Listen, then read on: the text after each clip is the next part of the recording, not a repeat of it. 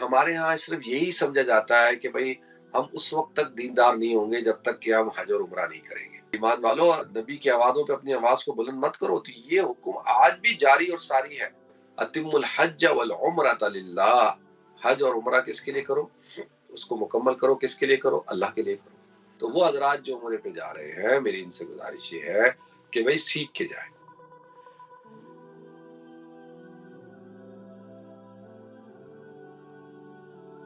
الحمد للہ رب العالمین والعاقبۃ للمتقین والصلاۃ والسلام علی اشرف الانبیاء والمرسلین۔ محترم ناظرین کرام، بزرگان دین اور میری عزیز ماؤں اور بہنوں بھائیوں، السلام علیکم ورحمۃ اللہ وبرکاتہ۔ ناظرین، جب بھی حرمین شریفین کے سفر سے جب واپسی ہو، بہت سارے لوگ ابھی ماشاءاللہ گئے ہوئے ہیں، یا بہت سارے لوگ ابھی گئے تھے جو ہو کے آئے ہیں، اور جن کا بھی پلان ہے جانے کا، آنے کا، تو گزارش یہ ہے کہ علماء نے لکھا ہے کہ جب انسان حرمین شریفین کے سفر سے آئے تو اس کو ایک دعا بہت کثرت کے ساتھ مانگنی چاہیے، اللہ محفظ من الادبار، کہ اللہ تو مجھے ادبار سے میری حفاظت فرما۔ اس کا کیا مطلب ہے ناظرین؟ اس کا مطلب یہ ہے کہ عام طور پر انسان جو ہے نا، جب حرمین شریفین کا سفر کرتا ہے، چاہے وہ حج کا ہو یا عمرہ کا ہو، تو دو قسم کے لوگ ہوتے ہیں۔ ایک وہ، ان کے اندر آپ دیکھیں گے کہ بزرگی آ جاتی ہے، عاجزی انکساری آ جاتی ہے، اور زیادہ جو ہے وہ ماشاءاللہ عبادات کے اندر ذوق اور شوق آ جاتا ہے، اور بڑی دل جمی کے ساتھ عبادت کرتے ہیں، اور ان کے اندر تقوی اور پرہیزگاری آ جاتی ہے۔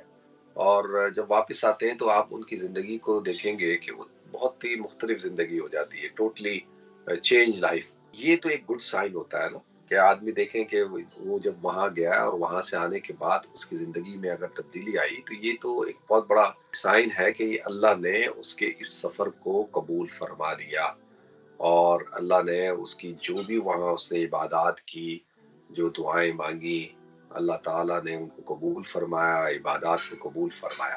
اس لیے اب دیکھیں اس کی زندگی کے اندر ایک پازیٹیو چینج آ گیا، تو یہ تو بڑی اچھی بات ہے۔ دوسرا یہ کہ سم ٹائم ایسا ہوتا ہے کہ بار کہتے ہیں کہ انسان بالکل بدل جاتا ہے، یعنی وہاں سے واپس آنے کے بعد جو ہے وہ کچھ لوگ بہت زیادہ جو ہے وہ دین بیزار ہو جاتے ہیں، مذہب بیزار ہو جاتے ہیں۔ آپ ان کو دیکھیں گے کہ وہ بالکل دین کا خیال نہیں رکھتے، اور دینداری کا خیال نہیں رکھتے، اور کسی چیز کا نہیں، بس۔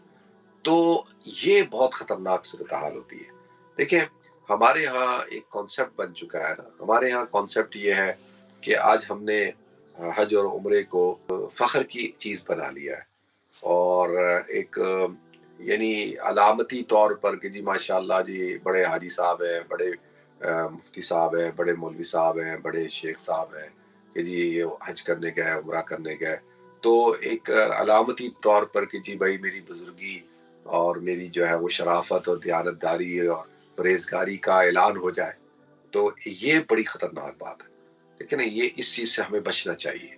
اور یہ جو ریاکاری ہے نا، کہ لوگوں کے ہمارے یہاں کہ جی بھائی، تو یہ دلوں کا حال تو اللہ جانتا ہے نا۔ دیکھیں، اللہ تعالیٰ کو پتہ ہے کہ دل کے اندر کیا انسان نے چھپایا ہوا ہے، اس کی کیا مقاصد ہیں، کیا اس کے نیت کا کے اندر فطور ہے، کیا ہے خلوص ہے، کیا ہے، یہ تو سب اللہ کو پتہ ہے۔ لیکن میں نے جیسے عرض کیا کہ اگر ہم عمرہ کرنے کے بعد، حرمین شریفین کے سفر کے بعد، حج کرنے کے بعد، اگر ہمارے اندر جو ہے وہ پرہیزگاری آ جاتی ہے، ہمارے اندر جو ہے وہ اور زیادہ جو ہے تقوی آ جاتا ہے، ہم اور زیادہ عبادت کے اندر منہمک ہو جاتے ہیں، اور ہماری سوچ ہے وہ پازیٹیو ہو جاتی ہے، ہم اللہ کی طرف اور رجوع کر لیتے ہیں، حضور اکرم صلی اللہ علیہ وسلم سے ہماری محبت اور بڑھ جاتی ہے، اور ہم سنتوں کے مطابق زندگی گزارتے ہیں، اور شریعت کے مطابق زندگی گزارتے ہیں، اور اسلام کا خیال رکھتے ہیں، لوگوں کے حقوق کا خیال رکھتے ہیں، ہر معاملے میں اللہ اور اس کے رسول کو آگے رکھتے ہیں، تو پھر یہ سب سے بڑا پوائنٹ ہے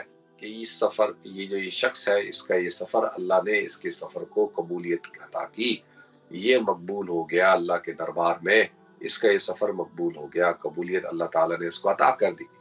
اگر ایسا نہیں ہے تو پھر ناظرین بہت خطرناک بات ہے، پھر تو جو ہے وہ اتنی خطرناک بات ہے کہ تو پھر تو یہ ساری چیزیں اٹھا کر منہ پہ مار دی جائیں گی، ان کا تو کوئی حیثیت ہی نہیں ہوگی نا۔ پھر اللہ کہے گا ٹھیک ہے، تم نے کس لیے کیا تھا یہ سفر، کس لیے کیا؟ جس لیے کیا وہ چیزیں تمہیں مل گئی ہیں۔ तुम्हारा नाम भी हो गया, शोहरत भी हो गई, सबको माशाअल्लाह जी उम्रा करने गए थे, तो ये भी हो गया, सब कुछ हो गया। आपकी परहेजगारी क्या आपने लोगों के सामने एक मुजाहरा भी कर दिया। तो अल्लाह ताला तो दिलों के हाल को जानता है, लिहाजा इससे थोड़ा सा हमें अपने आप को बचाना चाहिए कि ये जो चीज़ है ना ये बड़ी अहम है। इसीलिए तो अल्लाह के रसूल सल्लल्लाहु अलैहि वसल्लम ने इरशाद फरमाया कि देखो मेरी उम्मत के अंदर कुछ लोग हैं वो हज करेंगे, किस लिए? सियाहत के तौर पे करेंगे। कुछ लोग हैं वो तिजारत के लिए करेंगे, कुछ लोग हैं वो सिर्फ अपनी दीनदारी को ज़ाहिर करने के लिए करेंगे, और कुछ लोग हैं जो फ़क्र फाके को दूर करने के लिए करेंगे, भीख मांगेंगे वहाँ जाके, और कुछ लोग हैं जो अल्लाह को राज़ी करने के लिए सफ़र करेंगे। अब हमने देखना है कि भाई हम ये किस मकसद के लिए करते हैं, हमने किन मकासद के लिए किया। तो अल्लाह को राज़ी करने की नीयत होनी चाहिए। देखिए ना, ना देखा यार को घर बार को देखा तो क्या देखा, तो अल्लाह ही को राज़ी नहीं किया तो घर बार को देखा तो क्या देखा। असल चीज़ तो अल्लाह को राज़ी करना है, और यही मकसद है हरमैन शरीफैन की हाज़िरी का। देखिए ना, हम जब मक्का जाते हैं, मदीना जाते हैं तो क्यों जाते हैं? भाई इसीलिए जाते हैं ना ताकि हमारे दिलों के अंदर जो है और ज़्यादा मोहब्बत पैदा हो, और ज़्यादा हमारे अंदर इताअत पैदा हो, और ज़्यादा हमारे अंदर जज़्बा पैदा हो, शौक़ पैदा हो, और हम इस्लाम पर अमल करें। जब मदीना मुनव्वरा जाएँ तो हुज़ूर अकरम सल्लल्लाहु अलैहि वसल्लम की मोहब्बत और ज़्यादा हमारे दिलों के अंदर हो, और ज़्यादा हुज़ूर अकरम सल्लल्लाहु अलैहि वसल्लम की इताअत करने वाले बन जाएँ। हुज़ूर अकरम सल्लल्लाहु अलैहि वसल्लम के तरीकों के मुताबिक ज़िंदगी गुज़ारने वाले बन जाएँ। इसी तरह से मक्का आए तो और ज़्यादा अल्लाह के अहकामात की पाबंदी करने वाले बन जाएँ, और ज़्यादा जो है वो दीनदारी इख्तियार कर लें। तो ये जो बुनियादी तौर पर ये जो सबब है, इसीलिए तो अल्लाह ने फरमाया हज और उम्रा किसके लिए होता है? वो तो अतिमुल हज वल उम्रता लिल्लाह। हज और उम्रा किसके लिए करो? उसको मुकम्मल करो, किसके लिए करो? अल्लाह के लिए करो। तो ये सारी जो मुशक्कत है, ये सारी मुशक्कत इसलिए है ताकि अल्लाह और उसका रसूल जो है वो राज़ी हो जाए। असल तो मामला ये है, बाकी अगर ये मकसद नहीं है, लेकिन हमारे यहाँ आजकल जो है वो बहुत ज़्यादा जो है वो रियाकारी बहुत ज़्यादा हो चुकी है। अल्लाह ताला हमें हम सबको बचाए, मुझे भी बचाए अल्लाह ताला, हम सबको बचाए कि भाई हम अपने किसी भी अमल को रियाकारी की नज़र ना करें। खुलूस जो बुनियादी तौर पर जो इखलास है, वो जड़ होती है, बुनियाद होती है किसी भी इबादत की कबूलियत के लिए। अगर रियाकारी है, दिखावा है, तो अल्लाह ताला के दरबार में वो इबादत कबूल नहीं होती। फिर अल्लाह ताला उसको उठा के मुंह पे मार देते हैं। तो एक तो ये बहुत है। फिर दूसरा एक चीज़ मैंने और एक चीज़ नोट की है, हमारे यहाँ सिर्फ यही समझा जाता है कि भाई हम उस वक़्त तक दीनदार नहीं होंगे जब तक कि हम हज और उम्रा नहीं करेंगे। यानी हमने शरीयत पे उस वक़्त तक अमल नहीं करना जब तक कि हज और उम्रा नहीं करेंगे। भाई लोगों के ज़हनों में बैठ चुका है कि जब हज उम्रा करने जाएँगे तो हमने दीनदारी इख्तियार करनी है, अपनी ज़िंदगी के अंदर इस्लाम को लेके आना है, तक़वे को लेके आना है।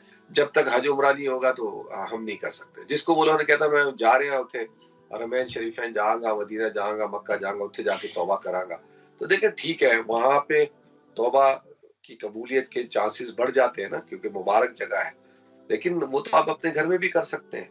दीनदारी इख्तियार करने के लिए ज़रूरी नहीं है कि आपने वहाँ हरमैन का सफ़र करना है। असल चीज़ क्या है, वो तो आप कहीं पे भी रह के कर सकते हैं। एक बात, दूसरी बात ये है कि लोग जब मैंने देखा है ख़ास तौर पे हमारे पाकिस्तान के जो लोग वहाँ आते हैं, तो बेचारे बगैर ट्रेनिंग के आते हैं।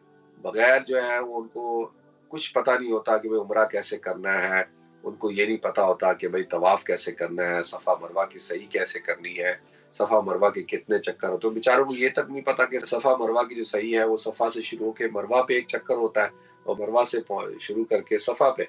वो बेचारे सफ़ा से मरवा, फिर मरवा से सफ़ा आते हैं तो वो एक चक्कर काउंट करते हैं।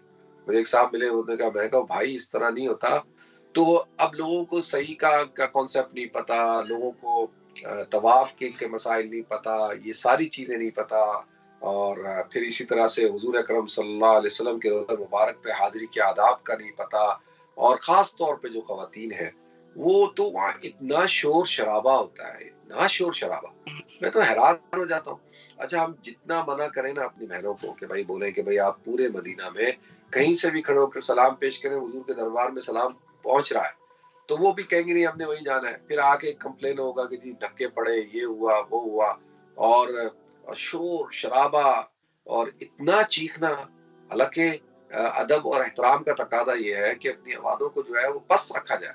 ये जो कुरान में अल्लाह ताला ने इरशाद फरमाया ना, या अय्युहल्लज़ीना आमनू ला तरफ़ऊ अस्वातकुम फ़ौक़ सौतिन नबी, کہ ایمان والو نبی کی آوازوں پہ اپنی آواز کو بلند مت کرو. تو یہ حکم آج بھی جاری اور ساری ہے. آج بھی ہمیں اس طرح مدینہ منورہ میں خاص طور پہ مسجد نبوی میں چیخنے چلانے سے، ایک دوسرے کو پکارنے سے، آوازیں دینے سے منع کیا ہے. اپنی آوازوں کو پس رکھنے کا حکم دیا گیا ہے. تو ساری چیزیں تو ادب اور احترام ہے نا. اگر ادب نہیں رہے گا، احترام نہیں رہے گا تو ہر چیز ختم ہو جائے گی. اب وہ جذبہ ہو جاتا ہے، جذبہ غالب ہو جاتا ہے. لیکن جذبے کو، جوش اور جذبے کو کنٹرول میں رکھیں. تو پھر بہت سارے لوگوں کو پتہ ہی نہیں ہے کہ بھئی پردے کے کیا احکامات ہیں اور حجر اسود پہ بوسہ دینے کے کیا احکامات ہیں. حجر اسود کو بوسہ دینے کا اگر آسانی سے دیا جا سکتا دیا جائے، لیکن اس طرح لوگوں کو ٹھوکریں مار کے، کونیاں مار کے، اور عورتوں کا اس طرح سے بیچ میں گھس جانا اور اپنا خیال نہیں رکھنا، تو یہ ساری چیزیں ہیں. اچھا ہم جتنا بتا لینا لوگوں کو، جتنا کہیں گے بھئی ایسے ایسے کرنا ہے وغیرہ، نہیں، جذبات میں آ جائیں گے، جوش میں آ جائیں گے. دیکھیں اسلام جو ہے وہ جوش کا نام نہیں ہے، جذبات کا نام نہیں. ٹھیک ہے سم ٹائم انسان کو جذبات کی ضرورت ہوتی ہے، لیکن عقل اور شعور کے ساتھ اور ادب اور احترام کے ساتھ ساری چیزیں. تو وہ حضرات جو عمرے پہ جا رہے ہیں، میری ان سے گزارش یہ ہے کہ بھئی سیکھ کے جائیں. پہلے عمرے کا طریقہ سیکھ کے جائیں، پھر حرمین شریفین کی جو حاضری کے آداب ہے، ان کا جو پروٹوکول ہے ان کا خیال رکھیں، اور جو ہے وہ ان سب چیزوں کا اہتمام کر کے جائیں. تو جب وہ یہ ساری چیزیں کر کے جائیں گے تو اس کے اثرات ظاہر ہوں گے. ان کو انشاءاللہ ساری برکات بھی حاصل ہوں گی.